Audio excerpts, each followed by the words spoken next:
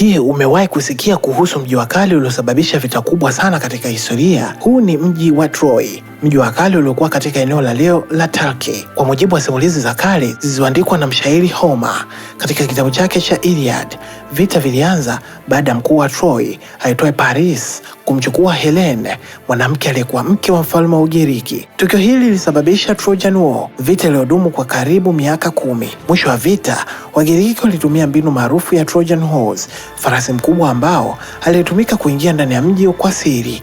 Usiku huo, askari waliokuwa ndani yake walifungua milango ya miji na Troy ikaanguka. Hadi leo, hadithi ya Troy bado ni moja ya simulizi maarufu zaidi katika historia ya dunia.